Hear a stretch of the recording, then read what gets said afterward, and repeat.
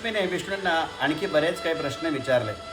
प्रत्येक अध्यायामध्ये एक एक प्रश्नाची उकल आता आपल्याला अधिक मासामध्ये होत आहे.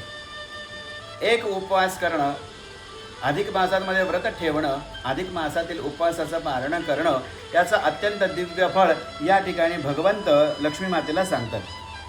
हरिनामाचा महिमा, कृष्ण कृष्ण म्हणल्याने काय फरक पडतो किंवा शिव शिव म्हणल्याने काय फरक पडतो, जेणे भगवत भक्ती माझ्यामध्ये वाढत जाईल असा उपाय नेहमी आपण सांगत असता. तर आज मला सांगा की उपवासाचं किंवा व्रताचं फळ काय आहे. चांद्रायण व्रत काय आहे, देवदेवळ बांधल्याचं फळ काय आहे, देवतांची प्राणप्रतिष्ठा केल्याचं फळ काय आहे, तळी विहिरी बावडी बांधल्याचं फळ काय आहे, कृष्ण भक्तीचं फळ काय आहे, कलियुगामध्ये श्रेष्ठ असं काय आहे, दुष्टपणा म्हणजे काय, नाना धर्माची पापे जाऊन मनुष्य मोक्षास कसा प्राप्त होतो, या सर्वांची उकल करताना लक्ष्मी माता भगवंतांना अनेक प्रकारचे प्रश्न विचारतात. आज उपवासाचा प्रश्न विचारला आहे. अद्भुत फलदायी व्रत म्हणजे अन्नदान.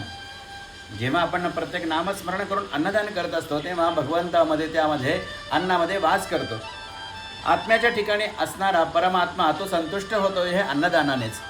आज या अशा अन्नदानाची व्रतस्थ राहून जर उपवास करून अन्नदान केलं तर त्याचं फळ काय मिळतं याची अतिशय उत्तम कथा विष्णू लक्ष्मी मातेला सांगतात.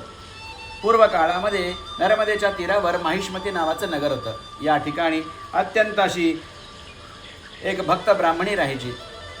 रोज नित्य नेमाने उपवास करणं आणि भगवंताचं पूजन करणं हा तिचा अखंड नेम असायचा. तिच्या सेवेमध्येच एक शूद्र नावाची तिची एक मैत्रीण होती. ही मैत्रीण देखील तिच्याबरोबर यायची, पण अनंत जन्मीचा पाप संचित म्हणून तिच्या अंगावर कुष्ठ उठले आणि काही दिवसातच ती मरण पावेल अशी होऊन गेली. एक दिवस आपल्या दुःखाने विवळ होऊन तिने त्या ब्राह्मणी मैत्रिणीला विचारलं की तुझं एखादं पुण्य जर असेल तर मला थोडं जरी दिलं तरी मी या रोगातून दुःखातून मुक्त होईल. मग असं तू काही करू शकतेस का. तेव्हा ती ब्राह्मणीने आपलं अधिक मासातील एक व्रताचं पुण्य तिच्या हातावर पाणी सोडून तिला अर्पण केलं. या व्रताचा किंवा या उपवासाचा प्रभाव म्हणून दिव्य लोकातून अलौकिक विमान प्रकट झालं.